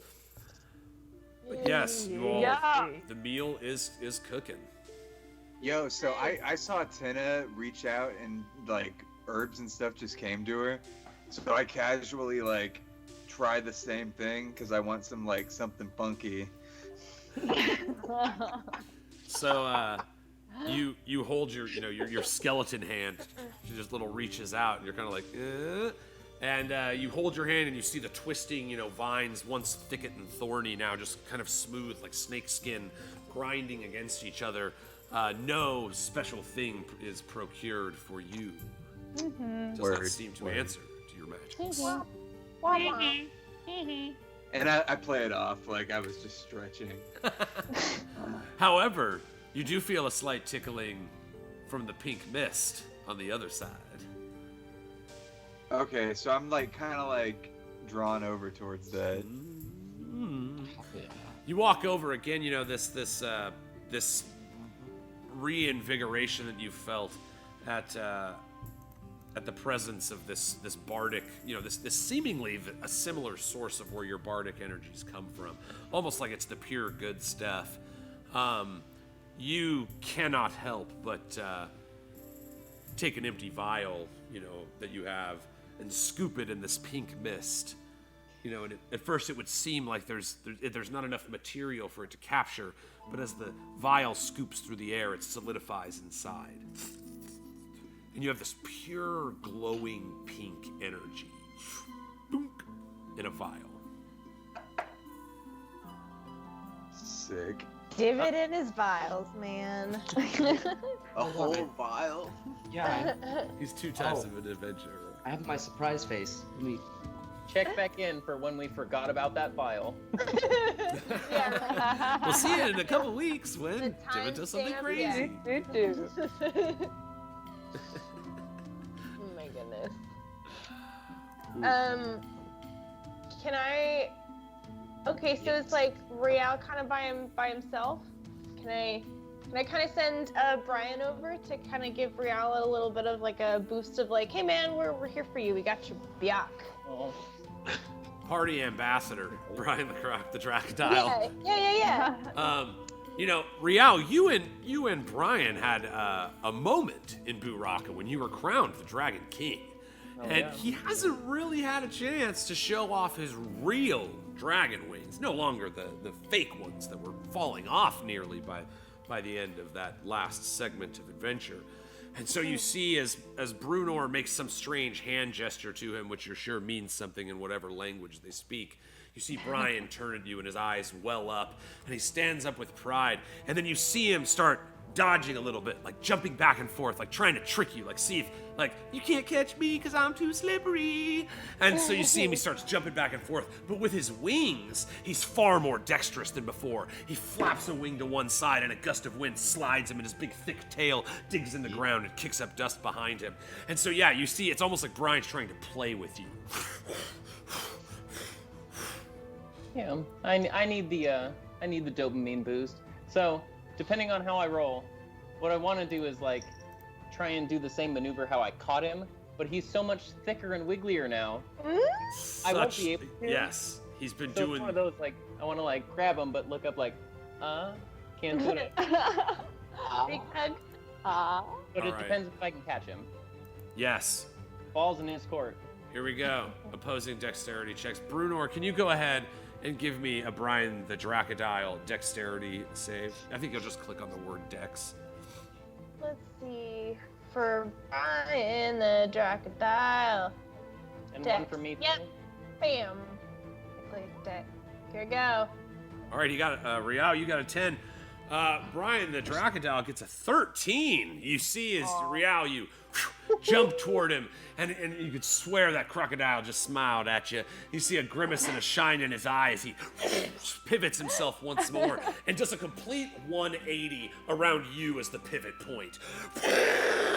He slides around, and as you reach forward to grab at him, you feel a little tap on your back, and you turn, and Brian's just smiling at you. Ooh. That's a big ass smile. But then he no longer tries to evade you, and he gives you a crocodile hug. You see, he just comes up to you and starts like nuzzling at you and just having like a great time. You see, Kindly is just kind of sitting there with the monocle in his eye, his two tails, you know, swiftly swifting behind him, his little top hat, as he's just kind of looking around at this magical place. You know, but yes, he might be a little jealous. I'll give him a little. I mean, it was the whole scenario before when we were trying to get him as the Dragon King. He was right on his nose. I'm like, hop on that nose, buddy. We're back. We're different, but we're back. And we're back. Yes, a beautiful moment shared by Rial. And so, yeah, do you guys want to set up camp? There's the sleep orders and things to do if you want to go that route. Yes, there's no more weird threats around. I would love to sleep. So yes, like I said, you guys are keen to danger, and while you don't, there's never a 100% chance of anything. You certainly feel like this little womb that you're in is warm and nurturing, like the ground, the brambles themselves. They all seem to kind of bend around wherever Tynna goes, you know, and like I said, adding to the dish that she makes, as you smell this fragrant, you know, the smell of whatever food reminds you of home. It like hits each of your noses individually and grants you this little special boon of the harvest. So too is the nurturing magic of Chauntea, her new god. And you feel that, her new connection to that god, as it spills forward in the meal that she prepares for you guys. Nice. Nice. If you guys want to come eat. As we eat, I'd like to consult with Brunor. Actually, we're both elves. I think they took a little more of a licking than I did. Do you want to rest first? Sure, I can do that. I was actually just thinking the same thing, since you and I can just take shifts. Is that cool? Right. True. Absolutely. Elves have an ability called trance. They only need to sleep for 4 hours. They go to like a meditative state, and they only need 4 hours to get the full granting of an 8-hour long rest. And then when we kind of take a moment, I put my hand on his shoulder and I go, "We're gonna figure this out, okay?" return the hand on shoulder and say, thank you. Cha! And I like shake him. Cha, yeah. Tussle his hair. And then I like walk away. Yeah. I try and return it awkwardly. I'm like, ta-cha.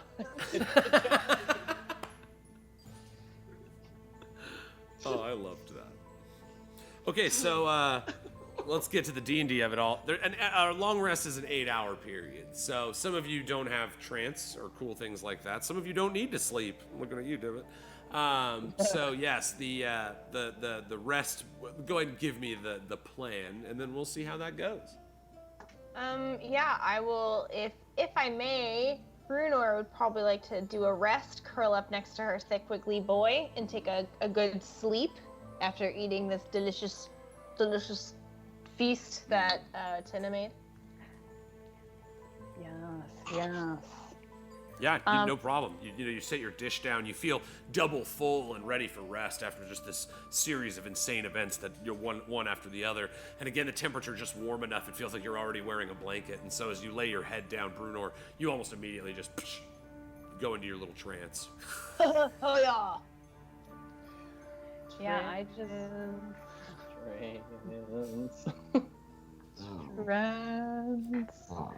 Actually, just so you know, Brunor, so you have the magic sword. If you did want to attune to it, you could attempt to do that during this long rest. Now, you don't know anything about it. But, just that's the same divot that goes for you as well with the robe of eyes that you have. If you want to use this long rest to attune to it, you can. But it would take the entire long rest and not...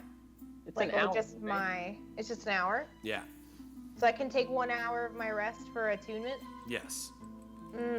Now, just because I'm attuned to it doesn't mean I have to actively use it, though. So you don't have to use it. I will say there is a quality to. I don't want to give too much away, but yes, there is a thing about it that would relate to you if you were attuned to it. So if you were using it, I can explain that in further detail if you decide to do that. No, I mean, I definitely want to, so that was just a technical question. Okay. I'm just thinking of like, I just nervous because I don't know anything about this sword. I know that I just picked it up and it talked to me, so that's kind of cool. But like, I have a True, you haven't heard that voice again. Yeah, that's the whole thing. It hasn't said anything to me yet, so I guess that's why I didn't even think about it when I started like doing my trance. So I think I'm gonna go with my gut and just wait. Right. So Brunor, as you kind of fade off, again, all of you, you can't help but as you settle into whatever each of you is about to do, you can't help but glance over at that sword that Brunor has. Ooh, it's a fine blade. I have a spell scroll of identify, but I don't know how to use it. I'm Brunor. True, I believe Rial would be able to use that though. Ooh. Take a nap, I got you. I'm already unconscious. It can be taken out of my bag.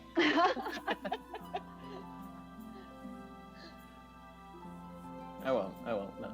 All right, so what's the plan? Who's sleeping? Who's on guard? Yeah, I'm ready to rest. I look at this magical bounty of Chauntea before me, and can I just like curl up in the bounty of Chauntea? Girl, you hella can. You start laying back, and like in a Disney movie, like the brambles just kind of create this flower garden for you to lay back, and you just feel flower petals. And you see as the brambles, they take your heavy armor off. So it's like, you've been in this sweaty, just like battle armor for so long, it's hard to sleep and be comfortable in it. And it just like comfortably kind of pulls it off to the side, leaves it close. It's not like it's stealing it from you, but you're almost wrapped in this bud of roses that just wraps around you. Very relaxing. That's cool. That's cool. It's very relaxing. Yeah, that looks awesome. Yeah. All right, I'm gonna go to bed. I'll just be over here on the ground. You're from inside. Yeah, Okay. same. I'm laying on my Good night. Oh, Night, Trent. All right, so who's on first watch? Who's awake for the first shift? I'm for sure there, but before I do, I want to give my best friend a little something.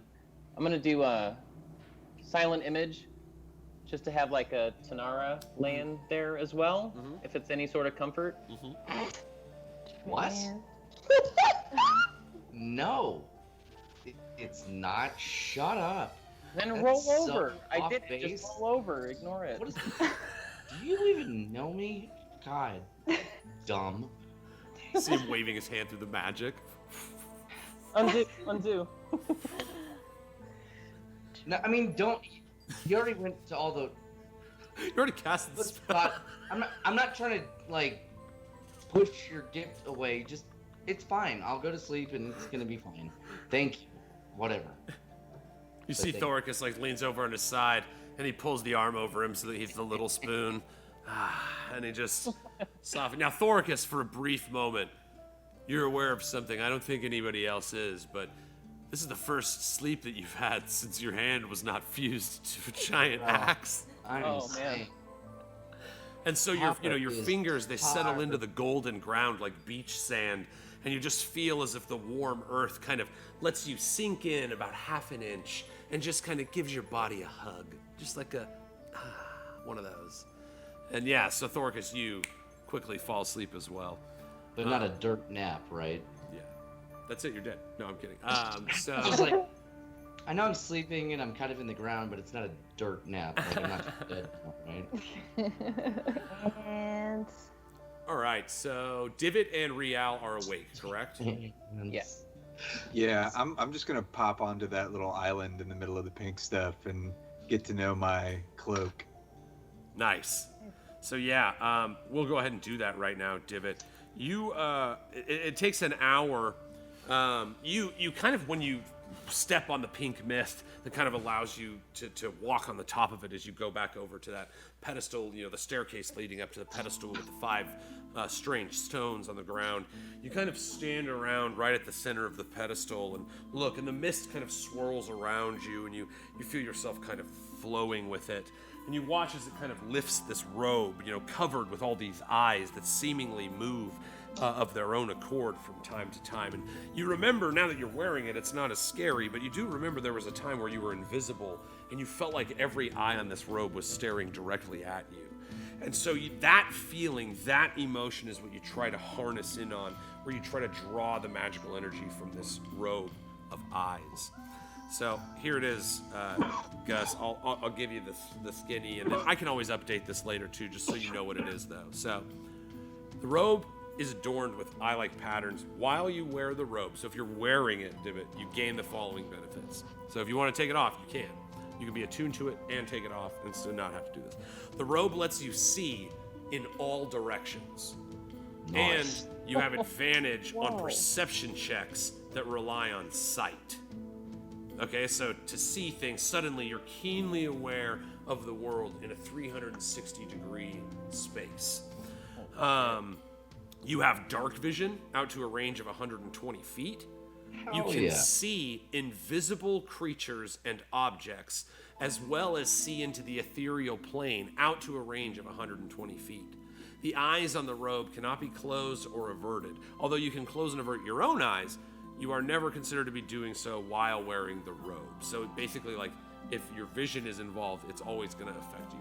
A light spell cast on the robe or a daylight spell within 5 feet of the robe causes you to be blinded for a minute. So it's like you're super perceptive now, and light can like blow you up and make you blind for a minute. At the end of each of your turns, you make a con save, DC 11 for light, DC 15 for daylight, ending the blindness on a success. So not a super hard saving throw for you, but that's kind of the pro and con of the robe of eyes. You are a little susceptible to light and daylight. I can't say that you run into that all the time or anything, but it is something to be aware of. You will, however, see it. It's only always daytime. Yeah, like normal daylight doesn't hurt you. It's the spell daylight. Okay. Yes. Okay, cool. Yeah. So like, yeah, it's fine. It will take you an hour to do this attunement. So like I said, I will put this item in your character sheet, and we can go over it at a later time. We don't need to do all the details of writing that all down, but just remember, you'll see in all directions. You have advantage on perception checks. You can see invisible things. You have dark vision, and you, if the spell light or the spell daylight cast near you could make you blind for a minute. You and only you alone know that. Your allies do not. Already. So, what was that? I'm sorry, Drew. Oh, I said, aren't you guys glad we bought the Medusa? Just has to be like, no, and then everywhere would still see the Medusa be turned to stone. Oh wait, you already were turned to stone. Why would you say that? Right. Ooh. Why did you bring Did I that up? do one of those? Ugh. Damn it. You I'm getting know sloppy that. at this age. You know. You know. All right, so yeah, Divot, that's your first hour. Rial, you notice, you watch Divot walk away and over back to the island, surrounded by the pink mists that he seems to have some strange control over. Again, once more, there's a finesse that just is ever present around Divot, even his magic and the magics he interacts with, even the strange, powerful drugs and magics that he's interacted with. He always seems to be able to find some way to ride the wave. Yeah, hey, hydrate, crit sip. Oh yeah. Hydrate. So you know, again, you being the loner that you are, not having that same grace, it's always so hard for you in society, and the like, you can't help but kind of just like admire Divot in his element as he seems to be kind of flowing around with this robe, looking at it as the mists of the pink wind kind of billow around him. He's so damn cool. He's so cool. But as he's walking off, because I want to be on guard, I just want to cast him a little wink, and then go invisible. So you see he's already caught up in the eyes, but Divot, you're kind of, it's starting to happen. You're kind of being able to see behind yourself. And so for a brief flash of this new vision that you're going to have, you kind of see Rial like throw you a wink and then turn invisible. Now I can still see him though. Exactly. Yep. And then in a little flash, you still see him. But it's like you're not quite attuned yet. It hasn't been the full hour. Rial, this is still in say, you know, the first like 10, 20 minutes. You Rial, you're in that invisible place. You're kind of ever present on the ethereal plane in a sense, and you're kind of looking around, and you feel that cold stone feeling from the broken statue. You more than anybody, maybe the most glad that it's gone.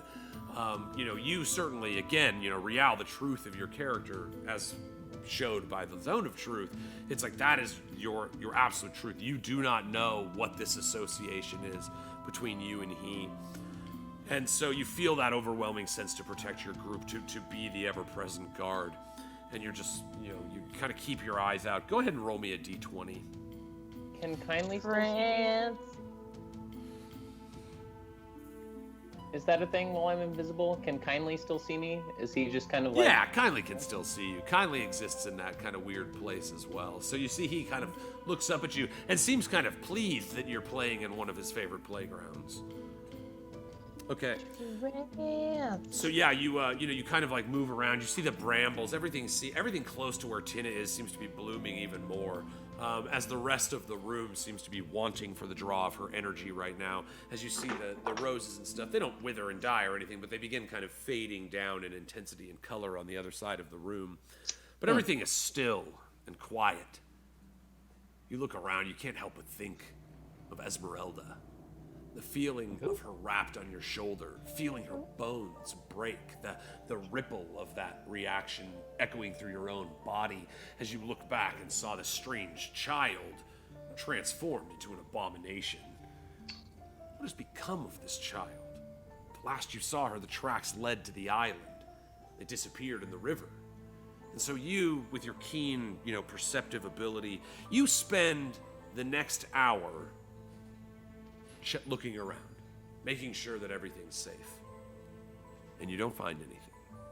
That's good. Thoricus. Thoricus, you begin sleeping the deepest sleep that you ever have. And the warm resonation of the earth, it's almost like you're a baked potato in the oven, man. The temperature is perfect. The blanket's just right. Your toes like peeking out at the bottom, giving you that little cool off. We all know that feeling. And so you got that big toe out, and you've been battling this new form using muscles you haven't felt, and you slip into the deepest slumber that you have ever experienced in your life. Feels good. And as the darkness of sleep washes over your eyes, These people. you begin hearing drums dwarves. Hey. You remember this song. It's the song of Buraka. And as the dream that you're about to have starts to take fold, you start seeing the warm orange and yellow hues of the area around Buraka. And you see the army, the new stone reavers of Buraka that you have handed down your tenants to. And you see them training in a field to the beat of the drums. And then you see that in this field of wheat, there are these strange red stains splattered all over. Each individual blade of wheat has this red hue to it. And as in the dream you start floating closer and closer to it, you see that it's blood. And with each swing of the axe, as these blades cut through the wheat, blood is pouring out in all directions. And as you start looking at the wheat, it begins to transform into dwarves. The dwarves of the kingdom of Kuamara. Your family members, your friends, your love, Lucille herself. You watch as the bending blades of wheat all begin turning into the faces of every single person you ever met from your homeland. And you watch as your army, these new stone reavers, massacre the waves of all those you ever loved. You float. You hear a laughter.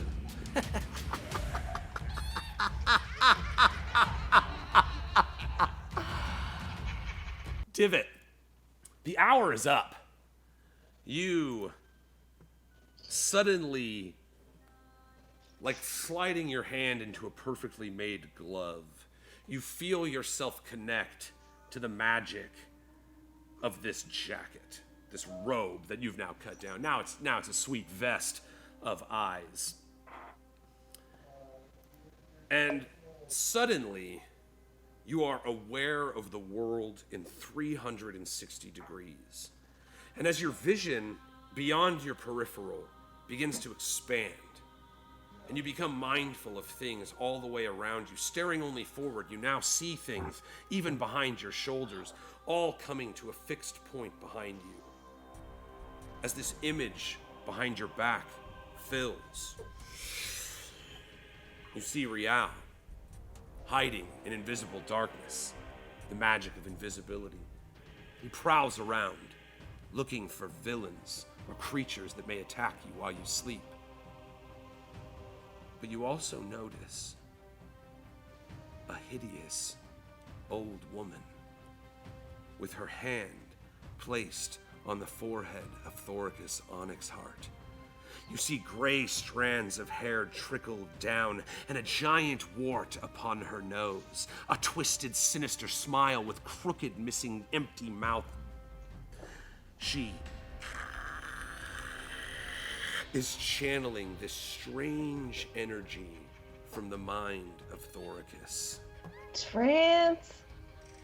Thoricus, you... I gotta bring this up. This was ill-timed to not have this ready. So is that joke. I'm sorry. Here we go. Thoricus. Yeah. Yeah. You will gain no benefit from this rest. And your hit points are reduced by 6 until you receive a greater restoration. Whoa. The hag draws this strange magic from her head, and Divot, you're aware you can only see her because you can now peer into the ethereal plane itself where this creature hides, feeding on the dreams of wandering adventures. And that's where we're gonna pick it up next time, guys. Oh my god. No.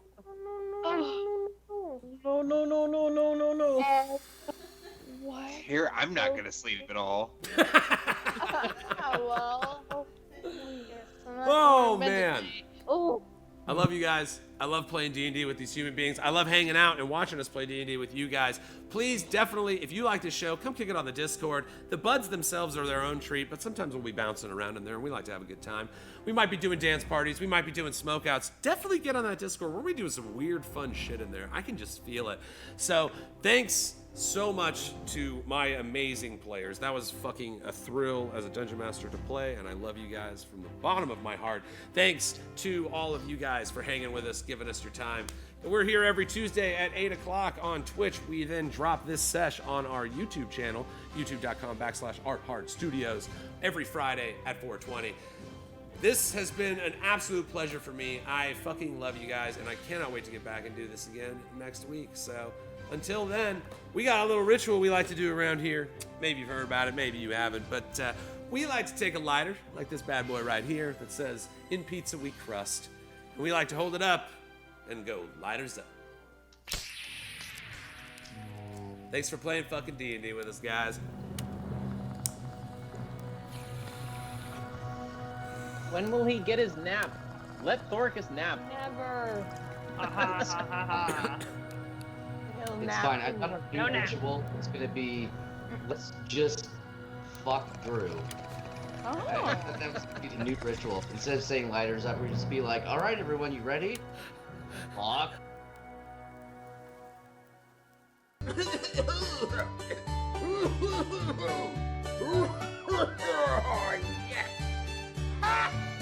So what? You can't touch me, because I'm from the internet.